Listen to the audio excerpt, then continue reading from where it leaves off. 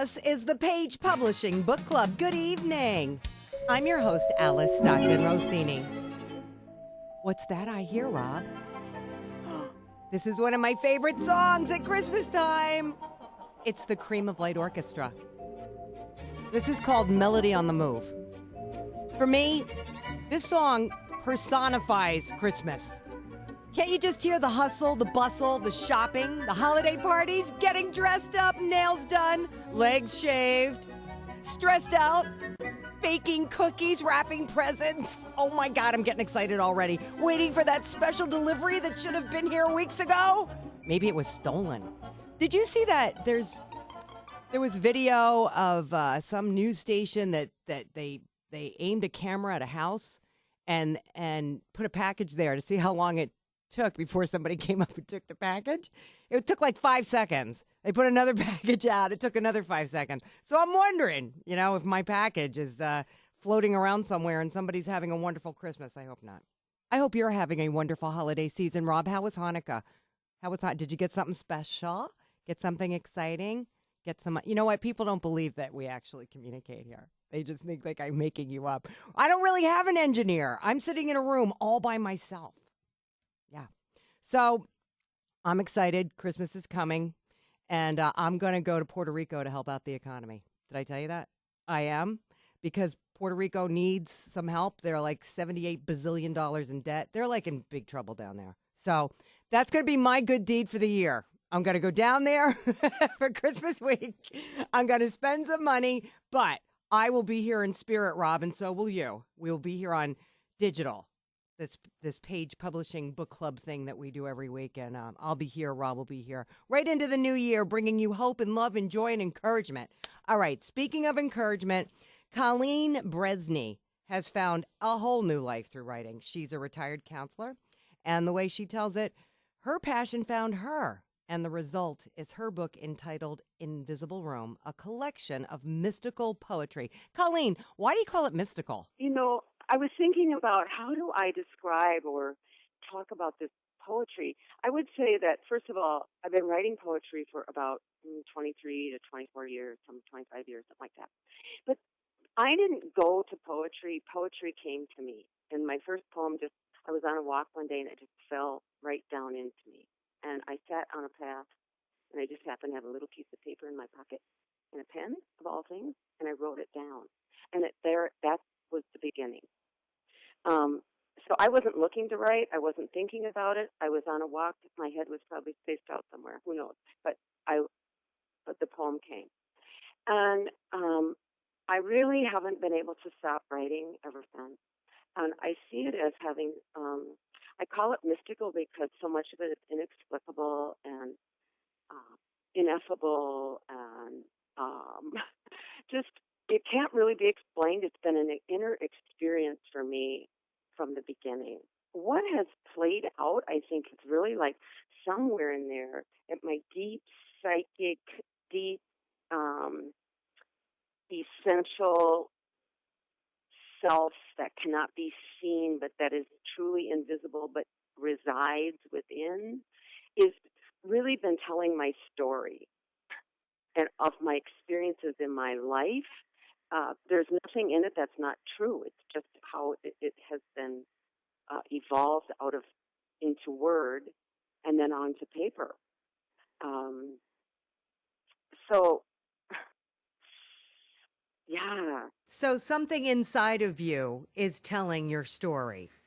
Yeah, I think it's that which we all are wondering, who are we, where did we come from? It's that kind of energy that is doing that. I'm not going to put a name on it. Well, how many poems are we talking about? Well, in the book there's 50, but I have like a whole lot more than that. I mean, I have so many more pieces of poetry. What made you, a ton. At some point you decided that it was time to put them into a book. Yeah. And I think what moved me to that was because I kept thinking no one reads poetry, no one's going to like this poetry, it's so far out there. But I felt like I was doing the work a disservice. And people kept saying, you really should have a book. I mean, for years. And I just haven't done it. I'm shy. I didn't want to be out there. I just thought, no, I'm just going to do it and stay in my house and not worry about it. Um, but I couldn't do that any longer. I thought, I love this work. I love my writing. I love what's happened. It tells a great big story somewhere. And I really think people resonate on some deep level that um, something else might not touch them. And so it's not just me that's being touched by it, it's other people. And so that's what got me going. I just thought life's too short, it's going to be over, and I'm going to do this and to see where it lands. And so I've committed to that at another level and really committed to the poetry overall in a big way like never before. Do you go to open mics and read your stuff? I mean, do you? Yeah, in fact, I've just been recently to two of them. Yeah, but I used to not do that either. But I have been going. Yeah, How's and that? How does that feel? I felt it felt great. I feel very confident. I felt very comfortable. I was just out there. It didn't scare me because I so love the writing. And I don't claim ownership of it really. I just think whatever this is that's saying it, I love it. And so I'm very comfortable. I actually began recently a writers group for poets and songwriters, lyricists as well. So to even support that and feed that energy even more and that commitment to it. So, It's wonderful. Good for you, yeah, Colleen. Good for you. yeah. You found Well, like a thanks. whole thing. You found like a whole life here.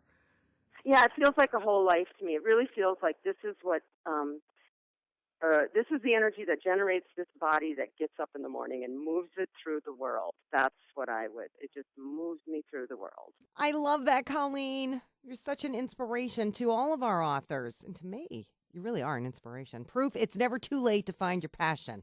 If you're miserable, look, it's the end of the year. We're going into a new year. Dump that job. Dump that job. Forget that boss who doesn't appreciate you and move on.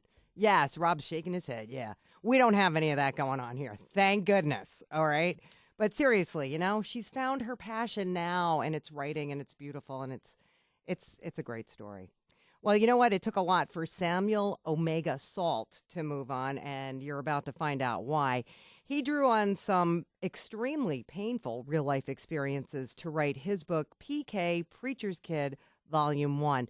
The main character is Zechariah. And Samuel, you call this a story of miracles and Christianity, but really, it's a story of survival.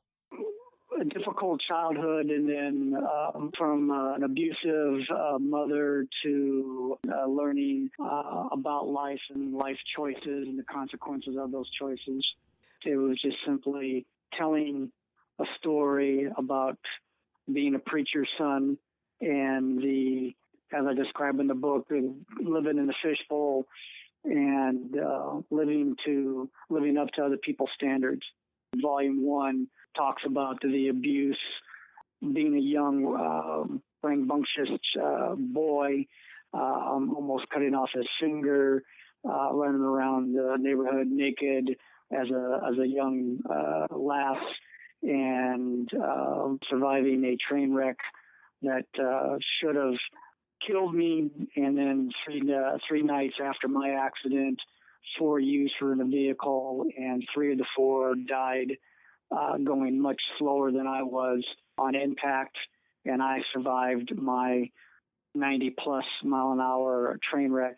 Then learning adolescence about the opposite sex and the do's and the don'ts and the mistakes and the near misses, and then going into college and having a relationship with another man's wife and dating in the college arena. So that's all in Volume 1. Now, you call it Volume 1, which suggests there's a Volume 2. Volume 2 continues on with my father stepping in to separate me from this married woman. And there's 2 congregations that were involved in that, and the pastors decided they were going to excommunicate me and the woman that I was involved with if we did not stop seeing each other. What are you hoping people get from this? Well, that we're all human, and again, based upon our mistakes, is how we respond to the things that happen in our life, and it also is about Christianity. There's many quotes about the Bible verses that correspond with the story, and my perseverance with all of this and maintaining my faith.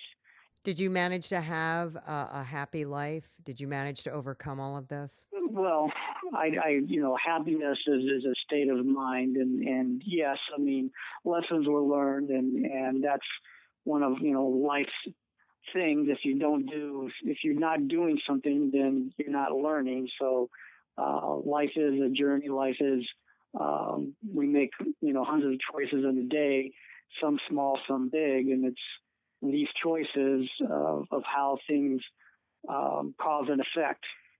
So yes, I'm content and I'm happy at this point. Yes. All right, Samuel. Life is about choices. We all know that. So, Jeffrey Gale is a rabbi in the New York area and took a real life experience he had in the 1980s and weaved it into a piece of historical fiction.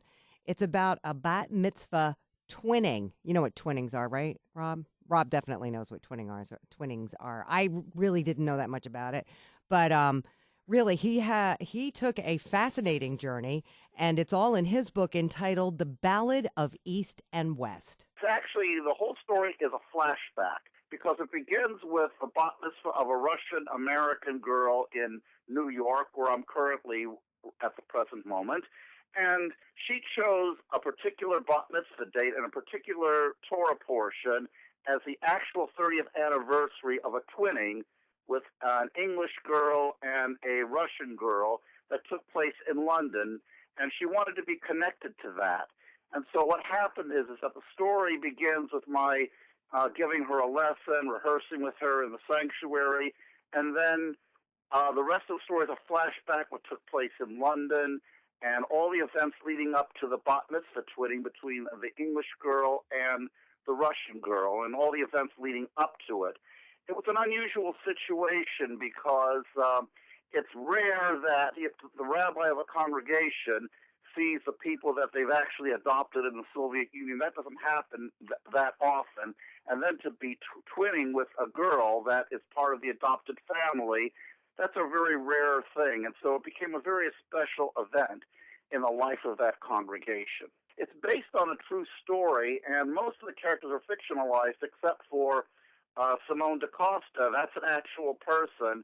And the Sifkins, those are actual people, and both gave me permission to use their names because they're the main characters of the story. And I would say that 90% of the story actually happened.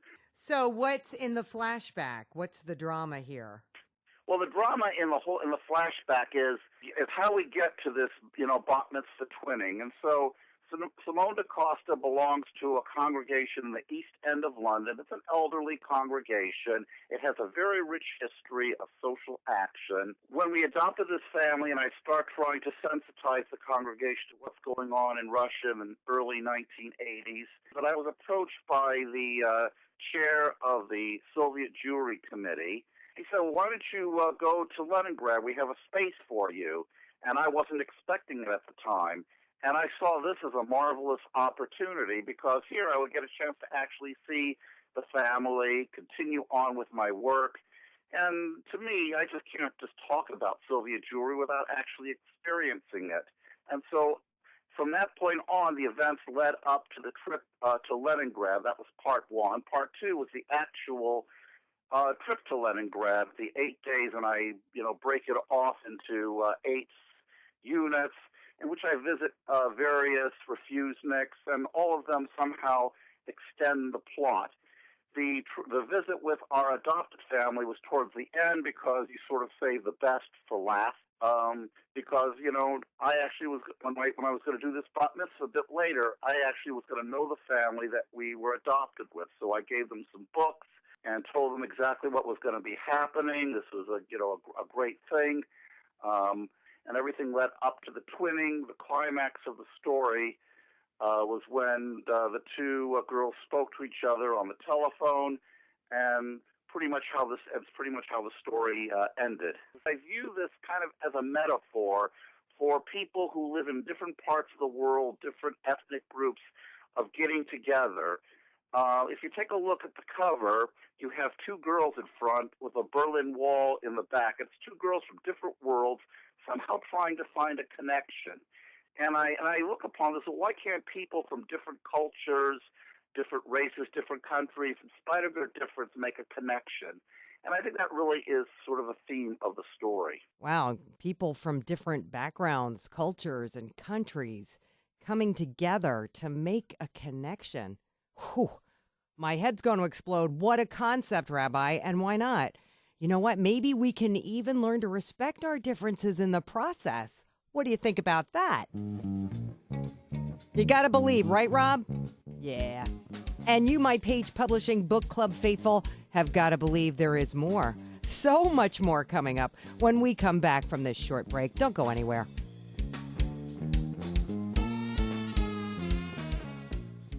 Have you written a book and want to get it published? Then now's the time to call Page Publishing at 800-204-6099 and do it immediately. You see, they're looking for authors of all types of books. And unlike most publishers, Page Publishing will take the time to review most of the books submitted to them. And they'll even give you their feedback. And if they like what they read, Page Publishing will get your book into bookstores and for sale online at Amazon, the Apple iTunes Store, and other outlets. They'll handle everything. Copyright protection, printing, cover art, publicity, and editing. So if you've written a novel, a children's book, a cookbook, inspirational work, a book of poetry, or biography, and want to get it published, then you need to call Page Publishing and do it immediately. Call 800-204-6099 now for your free author submission kit. Your road to fame and fortune could very well start with this simple phone call. For your free author submission kit, call Page Publishing at 800-204-6099.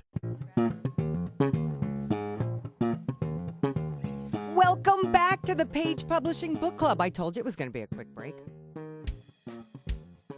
I think this is going to be our dance break. Why don't we do a little dance in here? I'm Alice Stockton Rossini, and Rob Barrett is my engineer. I just want to say, Rob, it's the holiday season. I love you, man. Look at you dancing over there. You know, we try to have a good time here. Our next author, Norman Privat, started writing a book 20 years ago. Now, this book is called World War III, Triumph of Terror. And Norman, come on in. You swear that everything you've predicted is coming true? Exactly what is coming true? It's a thermonuclear chemical biological war initiated by an Arab terrorist group which makes all the nuclear powers start fighting each other. The result of which is a severe nuclear winter, okay? And you understand what a nuclear winter is. All the smoke and contamination blocks out the sun and it gets cold. And the important thing about this book, where I'm going to be selling at in South Carolina, is most of it actually happens in South Carolina on the ground. The time of the year is August, and the temperature is 65 degrees below zero. So the weather is very severe. It starts with a guy at an interview in North Carolina. He's an ex-Green Beret who came home to take over the family tobacco farm. The next morning, he wakes up with a tree on his back, and what happened is the research triangle area of North Carolina was hit by a large nuclear weapon and destroyed it. And he's downwind from all that, and he got nearly killed. And he starts moving south. He gets to Sanford, North Carolina, the town in which he was born, which I was born in also. He finds that nobody knows it's there anymore because it's all evacuees. And their bodies piled on the side of the road in huge stacks, like in the World War II, you know, when the Jews were all killed. Where did you get the idea for this? Well, 22 years in the Army, all the stuff I went through, all the training I went on, nuclear, chemical defense and stuff like that. And I just put it all together in this. And let me tell you how it started. It started as a way to learn how to use a word processor. Because in 1985, we were issuing the first desktop computers in the Army. Huh. I just switched over to the military technician program, the Army Reserve, and you do all the administration then. And I needed ways to do all this stuff quickly. This word processor would be neat if I knew how to use it. And thank God I took typing in high school. I started typing with little short stories when I had dead time just to practice with the computer. And they became the beginning of the book. People would read it and say, hey, man, that's pretty good stuff. You ought to make it into a book. And I said, nah, it ain't going to work. And over the years, as I kept doing it as a hobby to learn how to use the computer, it became the novel, World War III Triumph of Terror. Do we survive this nuclear winter? Or, I mean, there's three novels, you said, so. Well, it's about surviving, Okay. getting through the nuclear winter, and how they do it, and how they fix it. And the Space Station Orion is what fixes the nuclear winter, because it's got a laser that can. The laser was supposed to be for defense of the nuclear weapon attack, but the Congress is arguing, politicking about the way they were going to do it, and they didn't have the targeting program put in, or any way to set it up, because it was still delaying it. The edicts on the ground war, so they got destroyed. Wow. From the northern half of North Carolina north through Maine is all desert. It's a winter-type desert. It's just completely destroyed. And that's explained in the book what the big thing that caused it to happen. It's a continuation of the story that's currently advertised in the real world, like what's going on right now. All right, Norman. Predicting, what was that? A thermonuclear chemical biological war initiated by an Arab terrorist group. That's where we are headed. Yes, build the bunkers. That's scary. It is a little scary, but yeah, who knows? Who knows?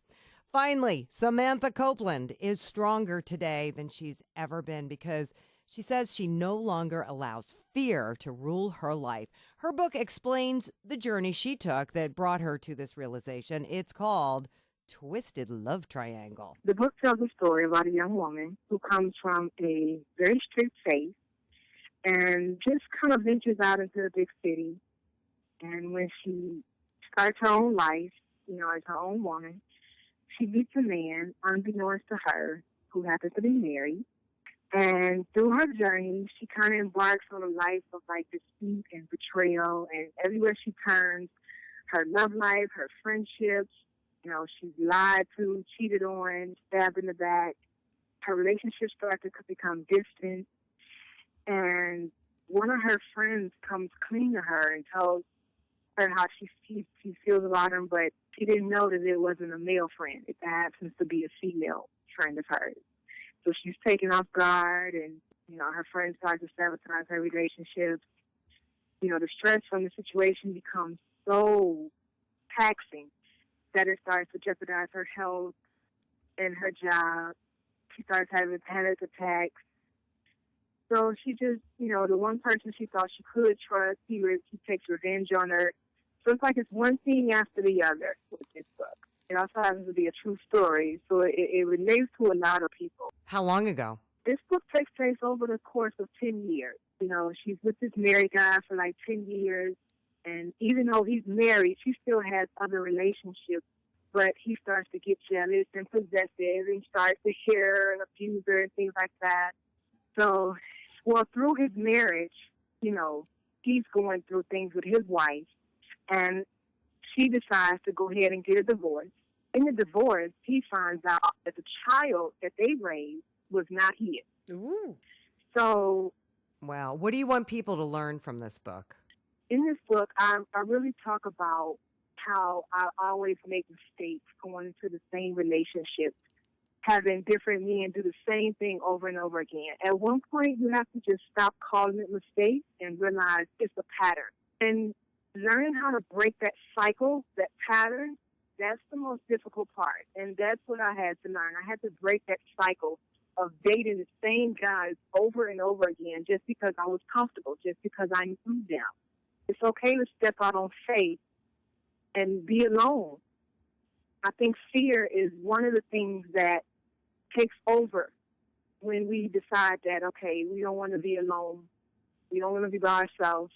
So you just stay with somebody who mistreats you and doesn't care about you just because you're comfortable with that person. Right.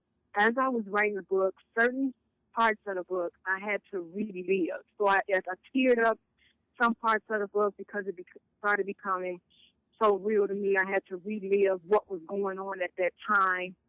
But having the strength to put my story out there and not worry about being judged by somebody, being critiqued by somebody, it made me stronger. And it made me want to, like, put the past behind me and step out and say, that I don't have to do this by myself.